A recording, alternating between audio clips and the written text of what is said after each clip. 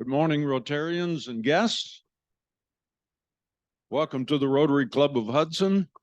I'm Ron Strobel, the Sergeant at Arms. And our invocation this morning is by Phil Tobin. Morning, Rotarians. Morning, Rotarians. Heavenly Father, creator and sustainer of all things, or ever will be, accept our thanks for this day and its blessings. We ask that you guide and direct our Hudson Rotary Club, its leaders, its actions, and grant that each of us may feel our responsibility to Rotary, to our community, and to our country. And with this, I add, may I ask Heavenly Father for peace on earth among all nations and among all people. Amen. Thank you, Phil. And lead us in the pledge and four-way test, Marilyn Orr. Thank you, Ron. Please join me in the Pledge of Allegiance. I pledge allegiance to the flag of the United States of America and to the republic for which it stands, one nation, under God, indivisible, with liberty and justice for all. And now for the four-way test of the things we think, say, and do. Number one, is it the truth? Number two, is it fair to all concerned? Number three, will it build goodwill and better friendships? Number four,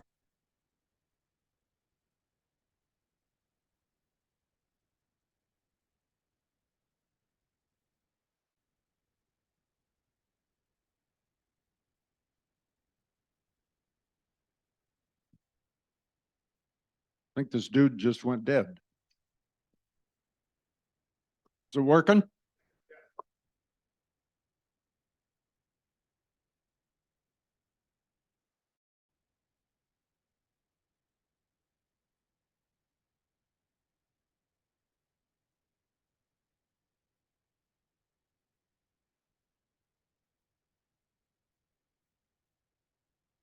Testing. I don't think this one's working. Oh, that's better. All right. Good morning, everybody.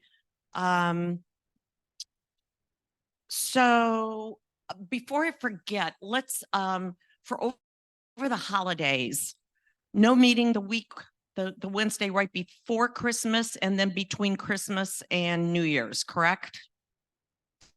Okay, so let's make sure everybody's on the same page with that. So we'll have 2 weeks of sabbatical there. We have, I'm sorry, what? Oh. What? Oh, we'll make sure they lock the doors. Okay, it's Santa on the Green Week. So Elf Ed is here to talk to us today about all the festivities. Here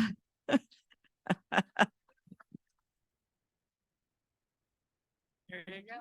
You need me to hold that? No, I'm good. I try not to get too excited about the holidays. I'm very subdued about it. So as you can tell, hold that one there.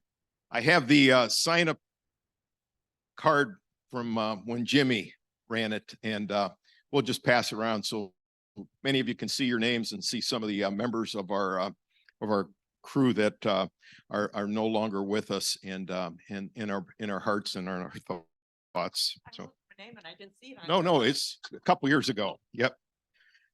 This tradition of Santa on the Green has been around for over 70 years, and Jimmy and Sharon Lowe took it over in the early 2000s, and we have run it successfully since that time. It is a holiday tradition for a lot of families. They'll be lining up at the gazebo, and some of them again show up like at 6:30. We pass out the tickets at about 7:45, and they're gone in a hurry. We have 120 families that will be serviced during our time from 9 to 11, 20 an hour. And again, it works out great. We will be in the scout cabin to show off all the great work that was done in the last year. And with our leadership from our organization and the funds that were raised, it is certainly, again, a much improved facility. And remember that the Rotary helped build that back in the 30s. So it'll be a great place to have it. If you're signed up, please show up about 10 minutes before your shift, so we have a nice smooth transition. We have again a good list of people there. If you have not signed up yet, I've got the list, and I will just raise your hand and I'll let you put your name down. Let's see. Oh, Santa and Mrs. Claus requested again that the people that are closest to the families as they're going up to Santa, if they could, it's noisy in there and it's a little hard for the communication with the kids and Santa. So we're going to try to keep everybody back away, and we had to have our head elves. Ron is going to be running the show on the first shift and or second shift, I'm sorry. And again, what they'll try to do is keep everything as orderly as we can. We've got 20 families an hour, and what we do is every family will have a couple, 3 minutes with Santa, and then we have candy canes and hot cocoa from Hudson's for the families as they exit. So it's a great time. Plus, the Scouts will be selling their Christmas trees, and gives them a little bit of business that way. I think that's it. And we look forward to this event every year. And thank you very much, everyone, for your participation. Thomas. And just so the tickets are going to be at the Gazebo. yes. So the tickets are going to be at the gazebo on the green. Yes. People pick up the ticket there, and then at their appointed time, they come over to the Boy Scout cabin. We like to keep things as complicated as we can. Yes. I'm helping with setup. What time do you need me at the Boy Scout offices to pick up? I will. I'll get with you. Okay, All right. Any other questions? Okay, we look forward to the president will go last, and she'll be at 2:50. Yes.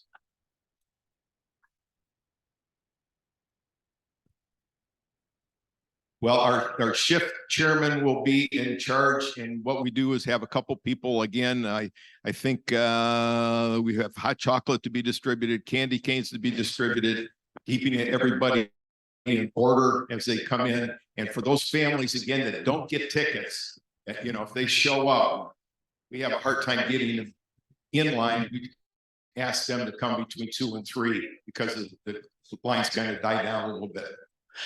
One last thing, we did sell priority access to Santa last year at the gala. So there'll be one family coming with a certificate. So they get to come in whenever they arrive. So I'll sell anything. Okay, all right, that sounds like a plan. Marilyn, do we have their name? Okay. Okay. Thank you, Elfed.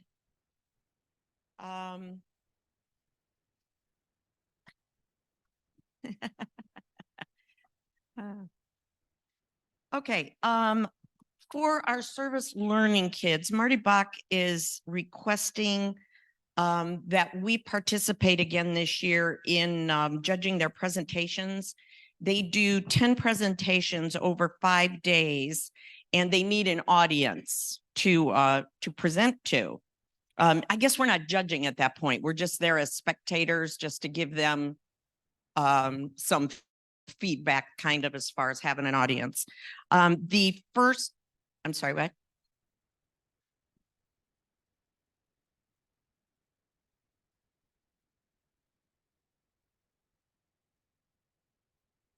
The people, the Rotarians that come are more participative than that. They get to ask questions, and then they get to critique the presentations afterwards. Okay. Yeah. Okay.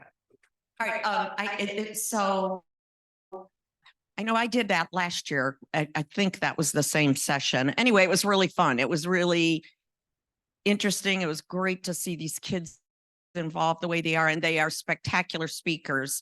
And I think you'd enjoy just being a participant in that. So if you have any time, they are, the first session is going to be Friday, December 1st, and then it'll run all the way through December 11th. We will get more information to you. It's at there's a digital sign up, which I really don't have the details on, but I will get those details. Yeah, the digital sign up is attached to Marty Bach's email. So if you've done it before, you'll get an email. Otherwise, it may be that Marilyn will need to coordinate being sure that people get it. Okay. And I do know that they start this Friday. So some of us, I think, are signed up for Friday. Yeah, I think I got an email from somebody in the club that had the sign up attached to it or a link to it. So just check. Oh, Monday. Marilyn, did you send it out then? Okay, so look for an email from Marilyn that was sent on Monday. Okay, all right, my apologies. And by the way, there's a variety of topics and you can kind of pick a topic that you might be interested in, like, yeah, it's a whole variety of topics. Okay, that so they're, it is attached to our most recent link as our Maryland's email, our meeting link. Okay, take a look at that because it really is, it's a fun event for you. It's interesting, it's fun, and it's great for the kids because they need the audience to present to. It's not as beneficial to them if they're just, up there speaking and they don't get a visual response. So it's an important event. So please consider doing that. Red Kettle went great. Is Jim here today? I don't think he's here. Oh, there he is. Red Kettle went great. Oh.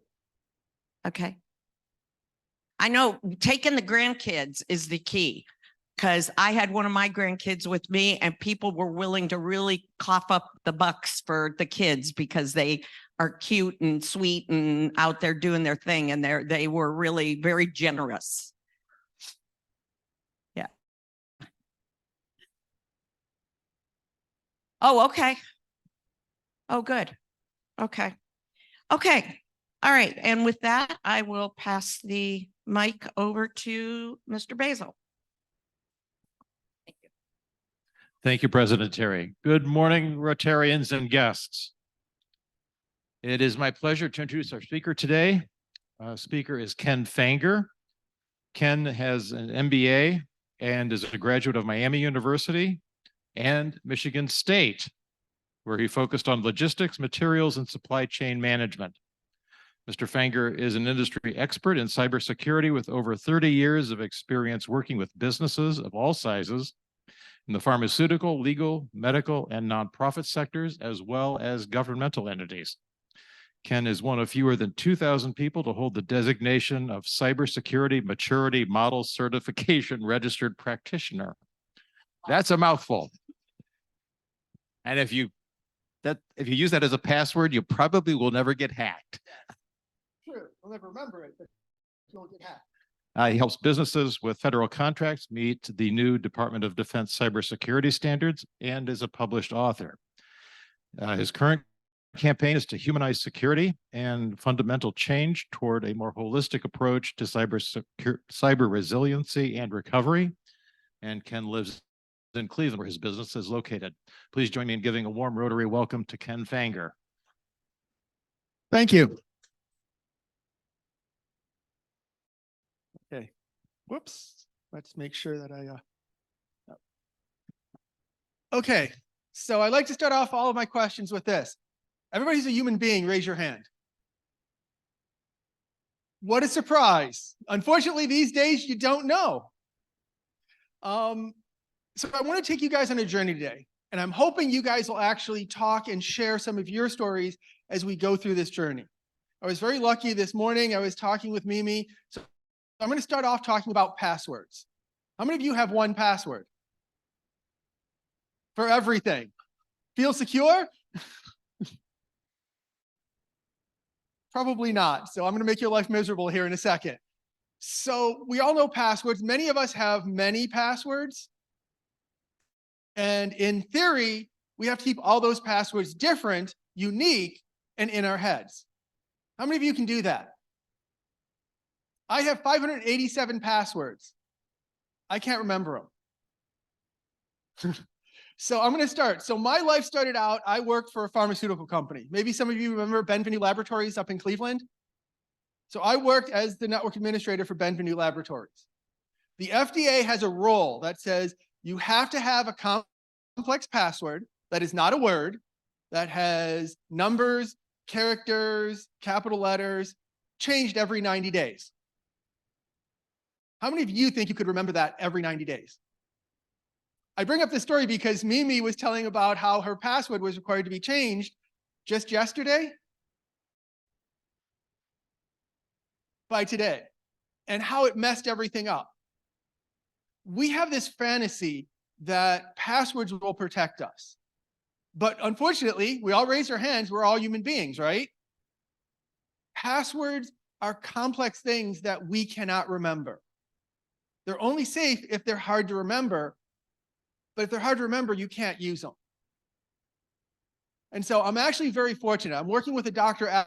Adams out of the UK on what's called human-centered security. And it's one of the things, and again, Mimi and I were talking, I was just at Tectonics in education. We were talking with higher education on how to do security. And this is one of the things that kept coming up. Mission securely has to be how you do this. So how many of you do banking online? How many of you trust that what you're doing is secure? If it isn't secure, what do you think could happen? Can somebody tell me what might happen if somebody gets into your bank account? They'll be very disappointed. I like that. No, they would drain it. They would drain it. So that's the thing is, we count on big companies to protect us, and we have a belief in that. But I'm going to take you down a journey, and I want to share this journey because it's how I actually got started on humanizing security. So I wrote a book, Relax, A Guide to True Cybersecurity, and I wrote it with the idea that the average user doesn't understand security at the level of a cyber engineer and shouldn't, but they do need to understand what is going on. So that was what the book was written for. And then I started to do presentations. And I went out and I did a presentation to a Rotary, and a young woman just in college came up to me and told me she was hacked on Instagram. She was sharing pictures with her boyfriend. Unfortunately, when they took those pictures, they put them out onto the internet in inappropriate sites. She wanted to be a teacher. She thinks her future is gone. So there's two parts of this journey that I'm going to share that changed my life. One is, think about that. Think about one of your grandchildren losing their entire future because they did something in college that might have been a little foolish.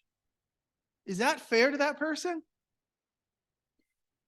But the second part of the story, so I present this just about everywhere I go now, because I think that is a very compelling story.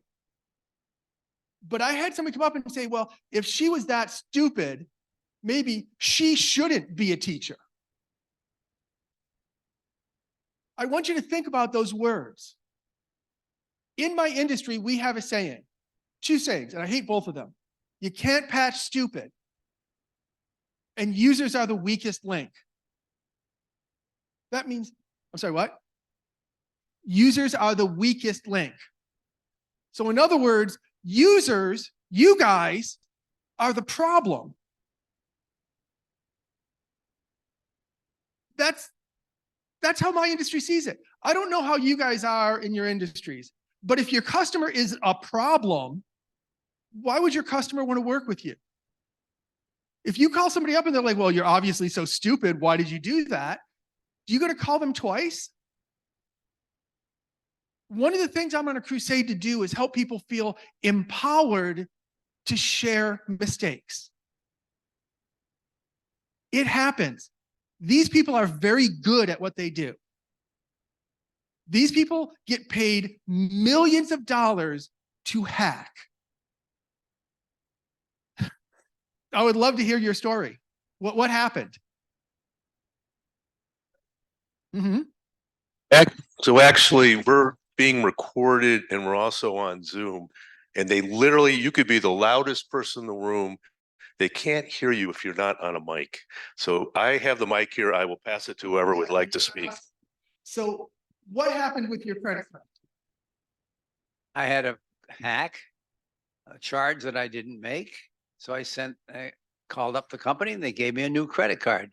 And I tried to activate it and they said it couldn't work and it was already hacked. Which I found rather interesting.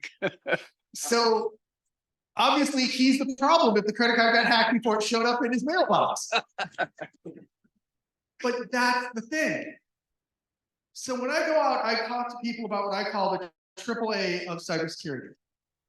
Aware, address, arise. So the aware stage is what happens before you get attacked, before the hackers attack you. This is where you want to learn as much as you can, but you need to remember mission securely, meaning your life should not be cybersecurity. My life cybersecurity because that's my job. But you do research. The most important thing for a research institution is to research. You just want to make sure you're taking reasonably smart steps in doing that. If you're a car company, you make cars. You don't make cybersecurity. Mission securely is the most important thing you need to remember. Higher education is starting to deal with that because AI is coming. How many of you use AI today for something? Artificial intelligence. How many of you have heard of Bing, Microsoft search engine? If you ever use Bing, you're now using AI. I'm sorry. Yeah, Google. All of them are going to start putting out AI. What AI is a way to do lots of massive searches and give back what it thinks is a human answer. They're moving help desk to AI. So you don't talk to people anymore, you talk to a computer. AI is an amazing, powerful thing. It is. It does not replace human beings. It augments them. So if you're thinking, oh my gosh, AI, we got to stop it, it's not stopping. We have to be ready to address it. And here's the bigger problem. It is being used by cyber attackers faster than it is being used by the defenders. It has more value to the attackers. So you have to take, in that aware stage, take the time to learn what's happening. Be smart, but don't be over terrified. I call my book Relax because my industry wants you to do the exact opposite. They want you to be in a terror state all the time. I don't want anyone to live that way. I don't want to live that way. It is okay. And here's the thing. The next step is the address stage. This is during an attack. Have any of you gotten a call that your grandson's in jail? Is it true though? That's a problem. And here's the thing. When I started talking about a year and a half ago, and I talked to Rotaries, I had people telling me about the call that the child was in prison. Now, when I talk to them, a lot of the people are getting called. They say, we know you might think this is a hacker. So I have the police on the line to confirm that it's true. They adapt. You have to be prepared. So I tell everybody these three things. How many of you had a mother that said, if you're angry, count to 10? I did. I was angry a lot, apparently. That's the first thing you want to do. If you get a phone call that you have to do something and it's urgent, stop and count to 10. Don't let them set the standard. The human mind is designed to go into panic mode in an emergency or excitement. And in that state, we do not think rationally. And the older we get, the less it functions the right way, or it functions that way more actively the older we get. So take time. I don't care what they see on that line. Stop and think. Stop and count to 10. Would your grandchild be in jail? Did they give you your grandchild's actual name? Can you call your grandchild? These are actions that will save you thousands of dollars that you can't get back. There's another possibility. When I got that call, I had heard about this particular situation. So I said, well, Dylan, before I, answer that question, did you get your birthday check? I'm not sure if I got the birthday right. Remind me of when it is. Click. The Yep. guy hung up. And that's a great thing. Make sure that you have ways to check something that you and that person might only know. It's mission safely. But you have to stop yourself. To do that, you have to not be in a panic. To make such a good decision, you have to be rationally thinking. So let yourself step down. And I'm going to tell you, I love this story. The person I talk about it necessarily does. So how many of us think a rocket scientist is smart? Supposed to be. We'll take supposed to be. Just like to blow things up. Hopefully not with, okay. So this is an aerospace engineer, colonel in the Air Force. He's gone around the world teaching aeronautics. When he was in college, he got his wallet stolen. 2 days later, the police called. Hi, we're the police. We have your wallet. We need your PIN to confirm. What do you think this rocket scientist did? He gave it to him. And what happens if somebody can get into your bank? $2,000 later, he found out it wasn't the police. But here's the thing. We are human beings. They socially engineer us. And we treat people bad for doing it. We laugh at him. How foolish could that rocket scientist have been? But the truth is, our brains have shortcuts that we need to live. We have to remember, we don't want to punish people because they use these things. We want to make sure we punish the hackers because they use them against us.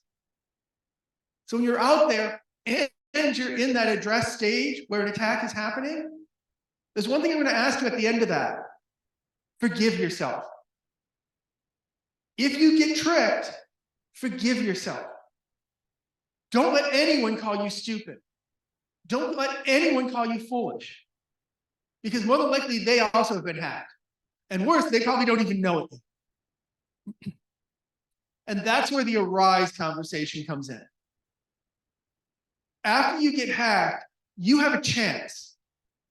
I'm up here to tell you the stories you share, protect your friends, protect your family, protect your neighbors. If you hear, hey, somebody is calling saying grandchildren are in jail money, you'll think about, wait, maybe this isn't real. The hackers want to keep you silent. They want you to be afraid to tell your story. That's how they can keep doing it. It is easier not to have to change my attack. It is easier to keep doing the same thing 100 times a day, getting thousands of dollars. But if you know, you're more likely to say no.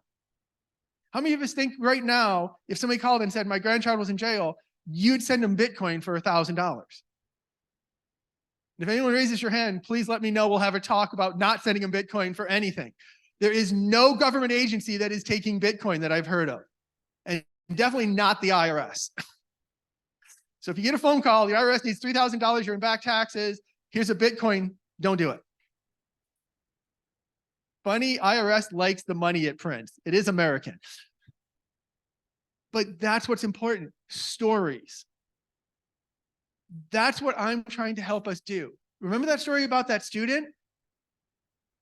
You know what that student trusted? That Instagram would protect her. If Instagram fails, what's our chance of succeeding? So we have to forgive ourselves. We have to stop pounding on the victim and saying they did the wrong thing. They were bad. They're the weakest link.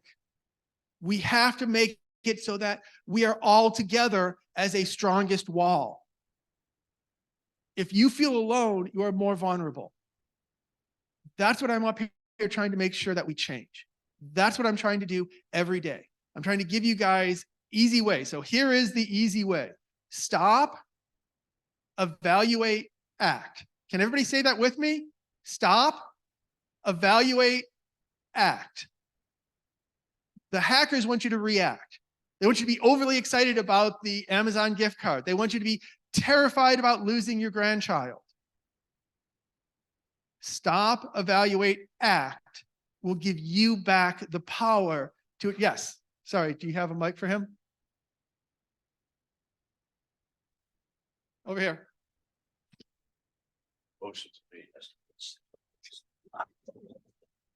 My mother was 83 and she had a computer and she was really illiterate because she knew how to do email.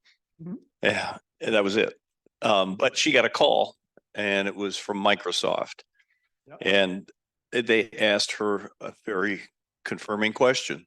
Are you having trouble with your computer? Of course they're having trouble with your computer. So she not only got ended up paying for the fix, that was like $250, got her credit card number, and also she became a depot for, she had ended up with 10,000 contacts in her hard drives so that they could ferret out other things from her email. So it was, and she didn't tell anybody for like 3 weeks until I said, I'm not getting any emails. She says, it doesn't work anymore. And that is a great thing. As we get older, it can feel that technology has left us behind. And we become more afraid. Nobody wants to look stupid. Nobody wants to feel stupid. I'm sure she felt like, oh my God, this stupid technology, I can't handle it. My mom does the same thing. She does email, and when it doesn't work, I get a phone call. It is hard to realize we have to respect technology is not human beings. It is a tool to do things. And we have to treat and remind them, everybody, all of us, that it is okay to have a problem. It is human not to know everything. And we can make a difference by making everyone part of the safety, everyone part of the journey to be better. And I'm going to share another story to show you that I'm even willing to open up, well, at least for my wife. So On Technology Partners is owned by my wife and myself. We've owned it for 30 years.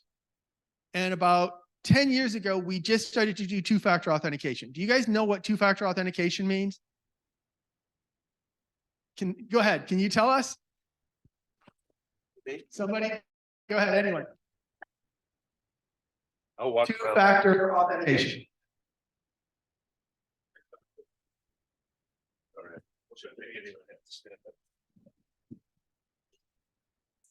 Sorry, too easy.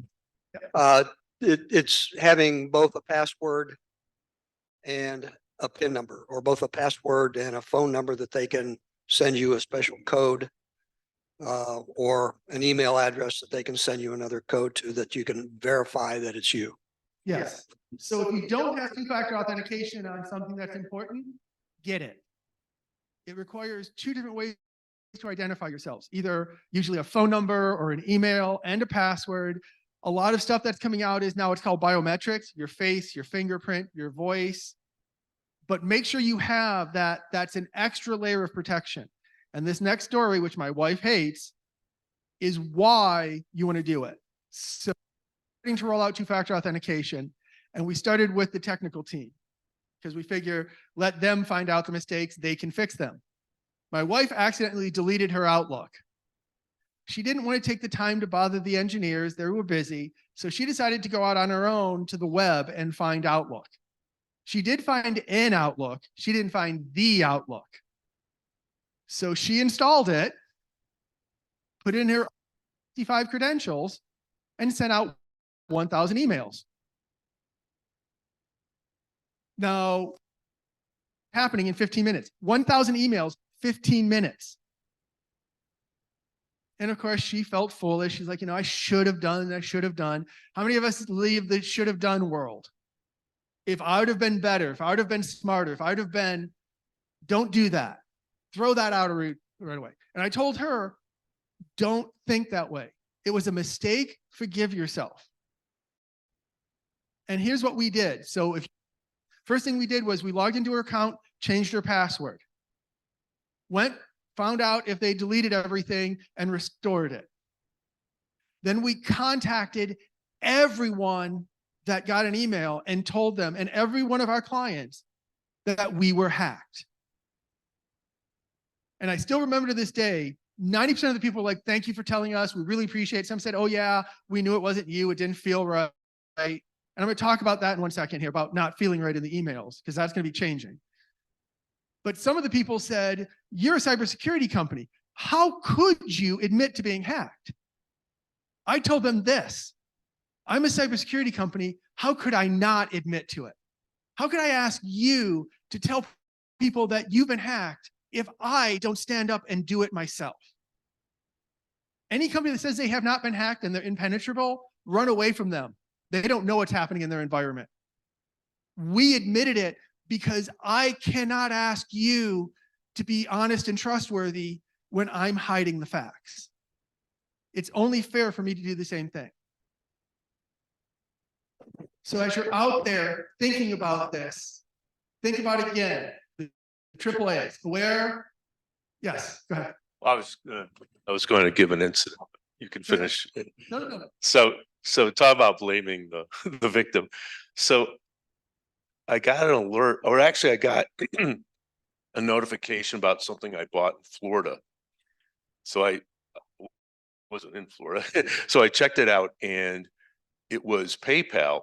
You know, it was through my PayPal account. I looked on the PayPal account and I saw this purchase.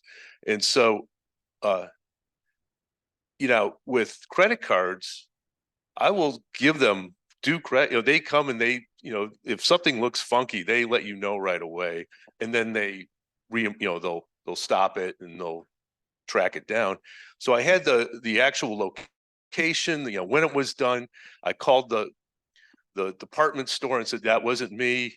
They're like, well, you know, it took the PayPal. So, and then I called PayPal and I said, well, can you know, this is definitely not me. How do I stop this? You know, I had already changed my password by that time. And they said, no, because it was authenticated as being from your phone. So someone must have hacked your phone. You know, it almost sounded like they were making it up. Someone must have hacked your phone to, you know, make it look like it came from you. And so because of that, we can't verify it wasn't you. And so therefore we can't reimburse you. And I'm like, you got me. I mean, I always thought PayPal was safer than a credit card, that they had this, you know, extra step and, you know, hurdle. And so, I said, fine. I said, if PayPal actually has no safety, I'm eliminating my PayPal account and I'll get on Facebook and just make sure everyone else is aware that this is not only what can happen with PayPal, but unlike a credit card, they won't reimburse you. Well, then I got a call back and said, you know, we'll reimburse you, Mr. Field. So they may have been right, although I do have security on my phone. It's it regularly pops up and says, so, and I did I did a check, you know, with the software and all that, but it was just, their first reaction was not, they didn't even really help with like how you can prevent it. They were just saying, oh, it's on you and too bad to be you. And just so everybody knows, credit cards have far more protections than debit cards and payout accounts like PayPal. That's not part of the actual credit card. If you have a chance, even if it's a debit card, use it as a credit card because the law protects you higher. Because you are not responsible for a fraudulent charge. I don't care if they checked you 40 times. If you didn't do it, they have to prove you did. And the truth is, more than likely, you didn't do it. And there are ways, without having to hack your actual phone, to take a phone number and spoof it so that a call can come to that phone number. So there are, unfortunately, and they're going to get better. Remember I told you I was going to tell you about the email? So right now, and this is a true story, I was at one of my clients, the secretary got an email from the boss saying, I need you to go to the store and pick up a gift card for my daughter. And the secretary looks at me and says, the boss doesn't have a daughter. AI is going to fix that. AI is going to go out and find your social media. AI is going to go out and find how you write. AI is going to make an email that looks like it came from you or your loved one. So we're going to have to be more due diligent as we keep going forward. Deep fakes, they're going to take voices so it sounds right. You have to take that extra step. You have to find what are known as known good phone numbers. So if the bank calls you and says, we have credit card or your bank information because we have to check on an account, find a known good number. Don't ask the person on the phone for the number, they'll give you one. Go on the internet, find the bank, find a known good number, call that known good number. Because unfortunately, you don't know where you are and aren't protected, and people have a vested interest in making you responsible, especially PayPal, which does their own thing. But that's what's most important. So I do have, hopefully everybody's enjoyed. Any questions? Wait, we got a question. What's being done to the perpetrators?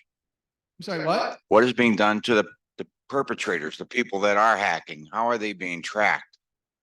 How are they being punished? I hate to be the one to have to tell you this, but a lot of them you can't do anything about. They're sitting in Russia, they're sitting in China. They're actually rewarded as state heroes. If the US government finds a hacker, they will arrest them, charge them, and put them in jail. This government. This government, well, whichever government's not, but the problem is, it is hard to find hackers. So the hacker that took that student's pictures, odds are they will never, ever have to face anything for what they did. And that is just how it goes. So one of the things, if you get ransomware, unless you absolutely have to have something bad, don't pay the ransom. How many of you work in business? How many of you went after the paying customers? How many of you went after people that didn't pay you? We'll have to talk about how you do business. If you're a paying customer and you got ransomware, what do you think the other ransomware people are going to do? They're going to focus in on you because you pay. So the FBI is trying to get Congress to pass a law that says it's illegal to pay a ransom. I think it's a little crazy, but that's how the government works, I guess. Yes, go ahead. Mine's not a question, but Mimi did the right thing. Obviously hanging up and not giving her birthday away, but they do pick on a lot of older people. And when you said earlier, are rocket scientists smart? Was that your question? Yes. Are doctors smart? We had a doctor client that got called from some call center in India, and they asked him to roll over his $2 million IRA. So he did. But it didn't go into another qualified IRA, it went into someone's pockets. So not as he only not have his 2 million, guess who wants the tax effect on the $2 million that didn't go to another IRA account? Our friendly IRS agents. So just be careful, never, especially with $2 million or anything. That was just my story. Yeah, well, I'm ready for him to get over there. So I have a friend who has a father that was a stockbroker, had a $5 million account with password 1 as the password. And his statement when his son asked him about it was, it's never been hacked before. Problem is, when it is, it's too late. Go ahead. You know, it was just a couple of years ago, one of our own members gave us a presentation about, I think it was ransomware. Was it? It was Chris. It was, yeah, he has a business locally here, and his business got hacked somehow. People got in, were able to control the software that he uses to run his business and charged him a ransom. And I remember distinctly him telling us he had to scramble so hard to figure out how to put together enough of the Bitcoin to pay the ransom on this thing. It was like hundreds of thousands of dollars. And I guess I didn't know much about it at the time, but that was tough. It was tough for him to like put together that amount of Bitcoin to pay off the ransom on the thing. It is, and it's. And he's pretty sophisticated. I mean, he's a, smart businessman and everything, Yep. but. And again, that smart businessman conversation, Sorry. they get hacked too. My company got hacked. That's why that forgiveness is important. Yes, go ahead. So we have the founder of Microsoft, we have the founder of Facebook, we have NSA. Theoretically, we invented computer programming and theoretically, we have the best resources in the world.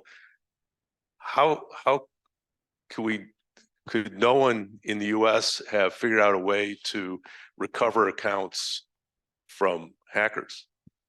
So here's the thing, and the IRS calls it guns and fences. Every fence we build, there's going to be a bigger gun to get through. And think about your house. If I want to rob from your house, you have lots of windows, you have locked doors. I only have to get through one thing, right? You have to lock everything. If you forget one, or you don't remember one, or one is easy to get through, I'm getting in. And that's the problem. Yes, we have amazing people that are doing amazing design things. And we are securing as much as we can, but it only takes one entry point. It is hard. I was listening to the director of national security, and he said this statement. It's not going to make any sense. I'll explain it. Red team always wins. So in cyber education and cyber training, we break everything down into two teams. Red team, who are the attackers, and blue team, who are the defenders. A committed attacker will always be a defender. That's a terrifying thought. And that's why we need you to be part of the journey and look at that arise. How do we recover? It is going to happen. You cannot stop hackers from getting in at some point. We have to be able to recover and manage so that people can continue to function and be people at the end of the attack. Yeah. Although, recently we just had, so it's not only protection, but I guess it's ongoing right now, this health system in New Jersey that's being brought down and they can't get to their records.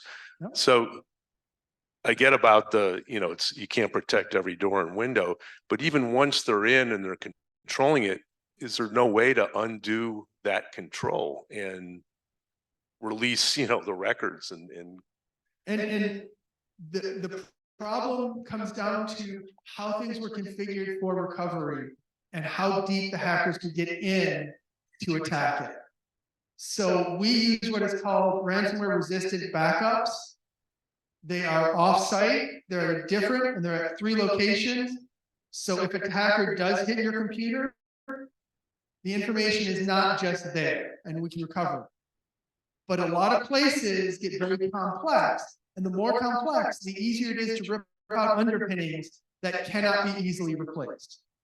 And one of the things, so I work for a pharmaceutical company, I told you, Bentley Laboratories. We used a system when I was there that was 25 years old. Nobody alive knew how it was written.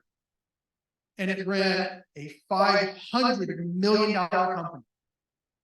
Our problem is we have so much what's called technical debt. We built these things over decades. We don't know the programmer who first wrote it. And when I started in the 90s, programming was some guy sat down and typed, felt like no documentation, no structure, no expectations. You cannot secure that. And it's very expensive to replace it. And those systems are the most vulnerable to attack, and they run more than we would admit. So in answer to your question, yes, if we're willing to spend over $5 trillion, we can rebuild the entire infrastructure secure. But it's costly. And people are not willing. And here's another problem, and we're all guilty of it. If it hasn't happened, I'm safe. That is the mentality that we have. When I worked for Bentley Laboratories, that 25-year-old server that was running the entire company, I first came out, I was there for 2 weeks. I was talking to the CFO, And I said, we have to replace this thing. You guys in the FDA, you have batch records which say this drug was made on this date with this product. You have to keep those for 7 years.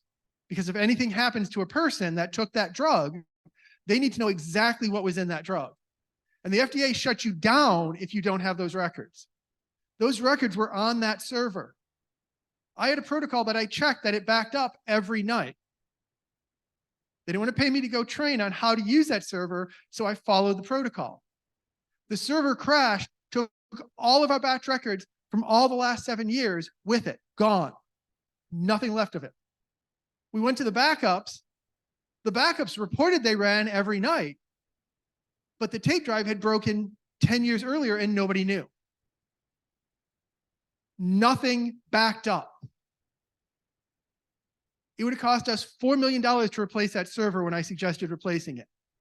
It cost us $45 million to recover it. That's the problem. And it's funny because I was doing this presentation for cyber ed, and I was kind of being a little condescending. You know, if they'd have just listened to me, if they would have just realized how important I was. But then one of the professors came up and said, you do realize your whole world is just a small part of that CFO's world. He came and talked to me and said, think about this. That $4 million that you're asking for is also being asked for by marketing. It's being asked for by production. It's being asked by every department. And that CFO has to make a decision. So unfortunately, cybersecurity is not always the number one decision. Every company, every person has a mission. And Mimi and I talked about this earlier. Security has to support your mission. The mission doesn't support security. And sometimes the wrong decision is made. We have to remember to forgive ourselves. So I do want to take 1 minute. I do have an ask. We are actually introducing a very high security product for home. And we want to sell it with a give back to churches. So if you know a church or a church institution that would like to help us to help make sure people are secure and get donations, please have them reach out to us. You can reach us at info@ontechpartners.com, or I can give you a card. Anything else? I know I probably ran over time. I'm sorry, I talk a lot. Ken, I just have one question. Do you advocate password managers or multiple passwords? I do. We use one password. Unfortunately, probably all of you have heard about LastPass got hacked. It did get hacked. They are upping their security. There's a lot of good ones. There's Keeper, there's 1Password. The one thing I will tell you, don't use Google to save your passwords. That is not a good thing. We actually have a virus scan that we can run for $250 for a business. And the first thing it does is it goes to either to Edge or Chrome and looks for all your passwords. And you'll be terrified at how many it finds. So if anybody has a company that would like to have one of those scans, I would love to talk to them. But yes, we use 1Password. There is Keeper, there's LastPass. And again, I recommend doing it because I can't remember my 586 passwords. You guys can't remember, nor can you change them the way you need to. And I can, if you need more information, I can get you more information on why one's better. You know, they're all good. Use something. Any other questions? Did you guys enjoy this? Thank you so much.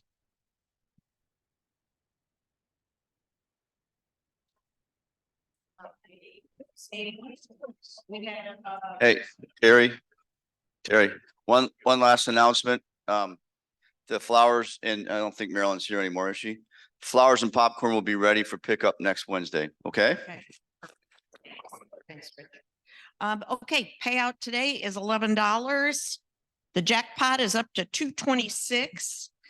The winning ticket is 924541. 541. Okay. Mr. Avila. Thank you. Okay, Joe. It's your chance. Oh, not today. Thank you. Here you go. Thanks. Okay, all right, so we're all set for Saturday and go out there and make it a good one today, everybody. See y'all next week or see you Saturday at Santa. Thanks, everyone. Thanks.